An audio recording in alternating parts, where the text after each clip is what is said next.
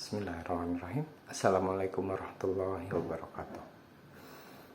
Qul huwallahu ahad, Allahu samad, lam yalid wa lam yulad wa lam yakul lahu kufuwan ahad. Langsung saja.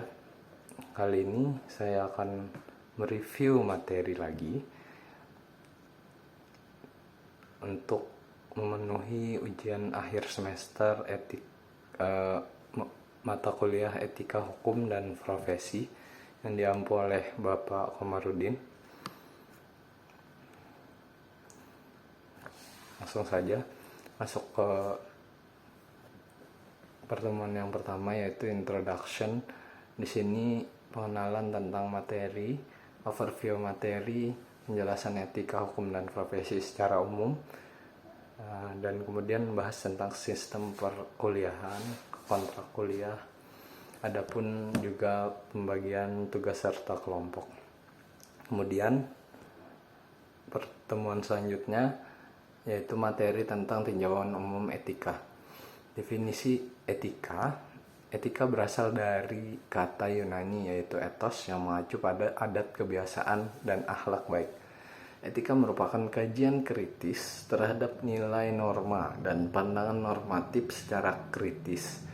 Tidak memberikan ajaran, melainkan memeriksa kebiasaan, nilai, dan norma secara kritis. Terdapat 3 prinsip utama dalam etika yang dikembangkan oleh tokoh berbeda, antara lain keutamaan, kewajiban, dan konsekuensionalisme. Etika menekankan pada nilai-nilai, norma, dan pandangan normatif. Terdapat variasi ungkapan dan sudut pandang dalam mendefinisikan etika. Jenis-jenis etika antara lain etika deskriptif, etika normatif, etika umum, dan etika profesi. Etika profesi merupakan aspek penting yang mencakup organisasi dan kode etik. Kemudian lanjut ke pertemuan selanjutnya. Etika komputer adalah cabang etika yang membahas tentang perilaku dan tindakan yang berkaitan dengan penggunaan teknologi komputer dan sistem informasi. Menjelaskan perilaku yang baik terkait dengan penggunaan komputer sudah menjadi bagian integral dalam program-program perguruan tinggi di bidang komputer. Kemudian beberapa manfaat penerapan etika komputer yaitu melindungi data pribadi individu, mengatasi perdebatan dan sebagai kontrol di internet, mencegah diskriminasi dalam penggunaan teknologi, melindungi infrastruktur kritis dan informasi rahasia. Kemudian yang terakhir, memastikan penggunaan teknologi yang bertanggung jawab. Kemudian di materi selanjutnya yaitu pekerjaan profesi profesional. Perlu diketahui di awal bahwa ada perbedaan antara pekerjaan dan profesi. Pekerjaan dapat mencakup berbagai tingkat pendidikan dan keterampilan. Tidak semua pekerjaan memerlukan pelatihan atau pendidikan yang tinggi. Tidak selalu terkait dengan spesialisasi dan atau pengetahuan mendalam dalam suatu bidang. Mungkin tidak memiliki etika yang ketat dan kode etik yang diikuti secara ketat. Itu tadi soal pekerjaan. Kemudian lanjut tentang profesi. Profesi biasanya memerlukan pendidikan dan pelatihan khusus serta pengembangan keterampilan yang mendalam dalam suatu bidang tertentu. Ditekuni oleh individu yang memiliki keahlian dan pengetahuan mendalam dalam bidang tertentu, terikat oleh standar etika dan kode etik yang jelas untuk menjaga integritas dan kredibilitas profesi. Kemudian profesional adalah individu yang menjalani pekerjaan penuh waktu dan hidup dari keahlian tertentu. Profesionalisme melibatkan penguasaan, pengetahuan, loyalitas, integritas, kerja keras, visi, kebanggaan, dan komitmen. Kemudian selanjutnya pada materi selanjutnya yaitu materi profesi di bidang teknologi informasi. Ada berbagai macam profesi di bidang teknologi informasi. Kemudian contohnya beberapa di antaranya ialah sistem analis, programmer, desainer web, technical engineering, kemudian data analis, dan berbagai peran teknis lainnya. Kemudian pada pertemuan selanjutnya yaitu materi yang membahas ancaman dan kasus kejahatan elektronik.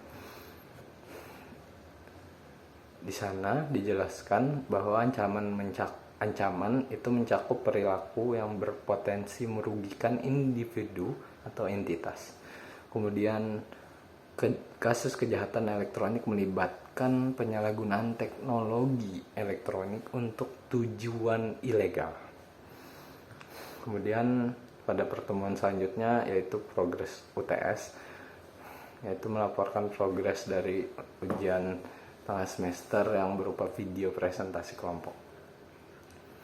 Kemudian pada pertemuan selanjutnya OTS, yang mana absen, kemudian mengumpulkan video sesuai dengan ketentuan yang sudah diberitahukan. Kemudian di pertemuan selanjutnya yaitu organisasi dan kode etik profesi. Kode etik profesi merupakan pedoman etika yang mengatur perilaku para profesional.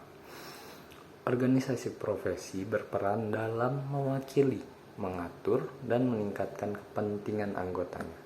Kemudian pada materi berikutnya yaitu materi tentang UU Telekomunikasi dan ITE yang dibahas antara lain Undang-Undang Nomor 36 Tahun 1999 tentang telekomunikasi, mengatur berbagai aspek sektor telekomunikasi di Indonesia. Kemudian yang dibahas juga yaitu Undang-Undang Nomor 11 Tahun 2008 tentang informasi dan transaksi elektronik, mengatur penggunaan informasi dan transaksi elektronik. Kemudian di pertemuan selanjutnya dilakukan diskusi atau review. Jadi di sana meninjau kembali mengenai materi-materi yang sudah dipresentasikan. Kemudian selanjutnya di pertemuan selanjutnya yaitu materi tentang haki. Haki merupakan singkatan dari hak atas kekayaan intelektual. Hak cipta melindungi karya cipta dalam seni, karya, dan ilmu pengetahuan. Kemudian hak kekayaan industri mencakup paten, merek, desain industri, indikasi geografis, dan rahasia dagang. Kemudian di pertemuan selanjutnya ialah materi tentang pendirian bisnis di bidang TI. Etika bisnis mencakup nilai moral dalam perdagangan, melibatkan hubungan yang adil dan sehat dengan pelanggan, pemegang saham, dan masyarakat. Kemudian penggunaan teknologi dalam bisnis harus sejalan dengan prinsip etika. Kemudian materi terakhir yaitu meningkatkan profesionalisme di bidang TI. Profesionalisme melibatkan sikap, perilaku, dan standar etika yang tinggi dalam suatu profesi. Standar profesional di bidang teknologi membantu menciptakan lingkungan kerja yang konsisten, memastikan kualitas pelayanan, dan melindungi kepentingan pengguna. Kemudian pada pertemuan selanjutnya yaitu pelaporan progres UAS, dan di pertemuan terakhir yaitu absen untuk ujian akhir semester. Mungkin cukup sekian yang dapat saya sampaikan, kurang dan lebihnya mohon maaf. Wabillahi taufik wal hidayah wa ridha wal inayah. Wassalamualaikum warahmatullahi wabarakatuh.